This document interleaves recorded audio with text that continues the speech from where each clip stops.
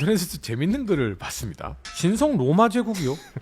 신성하지도 않고 로마도 아닌 것이 제국이라고 하기에도 뭐한 이런 표현을 제가 본 적이 있어요. 왜 이런 얘기가 나왔을까요? 그 말은 계몽주의 사상가인 프랑스의 18세기 그 볼테르가 한 말이거든요. 그 당시의 신성 로마 제국은 그랬죠. 신성하지도 않고 16세기에 종교개혁이 일어나면서 신교, 구교로 갈라졌죠. 그래서 서로가 이단이라고 사탄이라고 공격하고 있었고 신성하지도 않고 로마적이지도 않았죠. 왜냐하면 게르만족 국가니까. 게르만이잖아요. 로마적이지도 않고 그 다음에 제국은 당연히 아니고 뭐 나라가 많을 때는 뭐 2, 3천 개로 막 찢어져 있었거든요. 마을이 그냥 나라예요. 그 당시의 기록들을 보면은 말을 타고 1시간, 2시간을 달리는데 10개국을 지났다. 이런 기록들도 있어요. 그러면 이제 그때 당시에는 마을 이장님들이 다 왕이고 귀족이고 이런 느낌이네요. 많을 때는 그럴 때도 있었죠. 그러니까 이게 무슨 제국도 아니고 뭣도 아니고 그 당시는 그렇게 보였죠. 요것만 짚어주시면 안 될까요? 신성 로마 제국이라는 것이 어떤 시기에 어떻게 해서 만들어졌는지만 간단하게만 소개를 좀. 10세기에 작센의 그 오토 1세가 그 전에는 이제 프랑크 왕국이었고요. 프랑크 왕국은 이제 메로빙 왕가가 개국을 하고 카롤린 왕가가 또 뒤를 잇고 카롤루스 마그누스라고 그러는데 칼 대제, 찰스 대제, 뭐 영국에서는 그 양반은 이제 카롤린 왕조고요. 그러다가 작센가에서 왕가가 이제 집권을 해요. 그래가지고 그때 이제 오토 1세가 신성 로마 제국인데 그때는 엄밀하게 얘기하면 그냥 로마 제국이라 그랬어요. 근데 사실 로마는 지역적으로 한참 아래죠. 아래잖아요. 근데 왜 신성 로마 제국이? 그러니까 그 당시 이제 게르만족이 그 전에 이제 중세 초기 때 프랑크 왕국이 게르만족 국가로서 처음으로 이제 서유럽을 지배를 하는데 그때 용병으로 이제 그렇죠. 로마 제국하고 관계를 맺잖아요. 그러다 서로마 제국이 돈이 다 떨어져가지고 결국 국가 파산 상태에 이르게 되니까 이제 무너진 거거든요. 근데 이제 그 당시에 용병으로 로마 제국하고 접촉을 하다 보니까 로마 문명이 너무 발전한 거예요. 그러니까 게르만족은 뭐 국가도 없이 살아왔는데 자기들하고 너무 비교가 되니까 로마 제국을 그냥 모든 걸 받아들여요. 그러면서 이때까지도 10세기까지도 로마 제국을 자기들이 계승했다는 거에 대해서 굉장한 자부심이 있는 거예요. 자기들은 로마인들도 아니면서. 그러니까 이탈리아는 되게 우습게 보죠. 조르조 바사리라고 르네상스 시대 때 문예 이론가가 있거든요. 그 사람이 뭐라 그러냐면 중세 문명이 있잖아요. 고딕 문명. 고딕하면 중세를 상징하는 문명이잖아요. 고딕이 뭐냐면 고트족이라고 있어요. 그 게르만족의 일파인데 고트의 형용사형이에요. 고딕. 근데 고트족이 어떤 족이냐 그러면 굉장히 거칠어요. 폭력적이고 투박하고 안 좋은 의미를 붙인 거예요. 고틱이라고. 그래서 이탈리아인들은 르네상스가 이제 고딕을 이제 극복하고 새롭게 나온 그거잖아요. 이탈리아인들이 만들어낸 일종의 사조잖아요. 그러니까 중세의 고딕은 이제 게르만족들 거라 그래가지고 밑으로 보는 거죠. 이탈리아인들.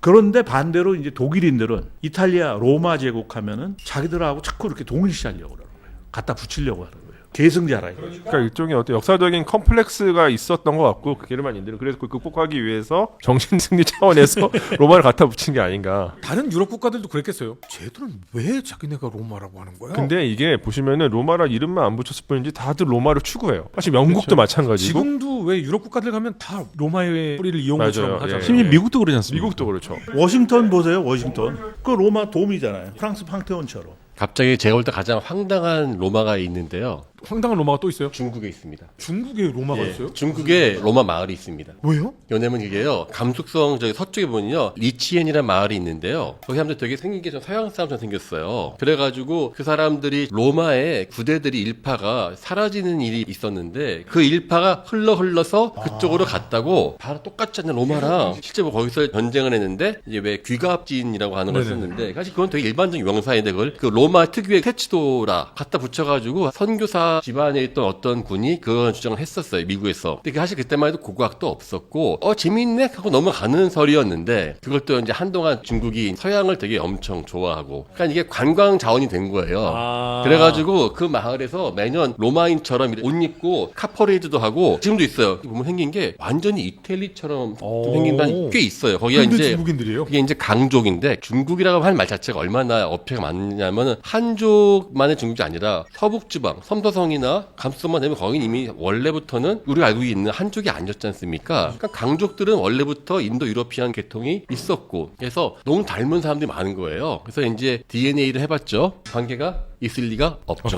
네. 왜냐면은 원래 서양 계통은 4,000년 전부터 거기 실크로드에 있던 사람들이거든요. 이 DNA 나왔는데 어떻게 생각하십니까? 거기 주민한테 하니까는 그거는 중요하지 않고 중요한 거는 내가 로마의 후예라 사실이다. 이렇게 이야기했던 기억이 납니다. 그러니까 원래 로마 군단이 쓰던 국장에 독수리 문양이 들어가요. 근데 이거를 진짜 후대 유럽인들 다 써요. 이를테면은 독일에서도 신성로마 제국도 쓰고 사실 쌍두 독수리를 쓰는데 요거는 사실 동로마에서 쓰던 거고 그리고 나서 요 쌍두 독수리를 아직 러시아 제국도 쓰고요. 그다음 나폴레옹도 쓰고요. 오스트리아 국장도 독수리고 게다가 이게 미국도 씁니다. 흰머리 독수리를 쓰고 있고 요거를 심지어는 이라크에서도 쓰고요. 그다음에 리비아에서도 써요. 다 이게 다 로마에서부터 기인한 것이다. 이슬람에서 그 수피 신으로 굉장히 유명한 사람이 잘라루틴 루미가 있잖아요. 루미 아랍어로 로마라는 뜻입니다. 지금의 튀르키예가 있는 땅을 룸이라고 불렀어요. 로마였잖아요, 비잔틴. 그래서 룸에서 온 사람이기 때문에 룸입니다. 그리고 이게 그 콘스탄티노플 정복한 그 마메트 같은 경우도 자기를 로마의 왕이라고 지칭을 했어요. 이제 이슬람권에서도 로마는 뭔가 진짜 우리가 도달해야 될 가장 이상적인 정치적인 목표, 지향점 이렇게 인식이 됐던 것 같아요.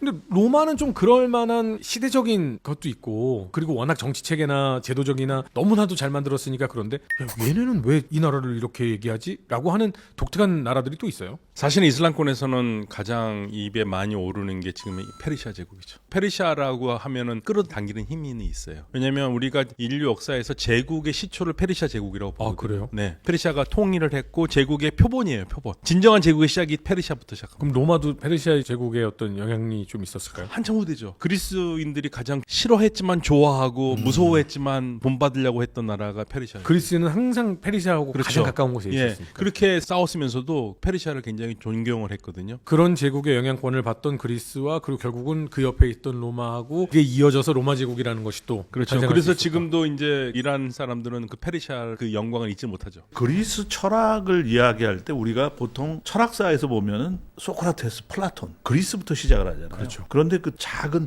도시국가에서 그러한 어떤 사유 체계가 자생적으로 생겨났겠는가? 그것에 대해서는 별로 얘기를 안 해요. 이집트도 있었고 페르시아도 있었고 페르시아를 연구하시는 분들 얘기에 의하면 그리스인들이 페르시아에 유학을 왔다는 거예요. 굉장히 개연성이 있는 얘기죠.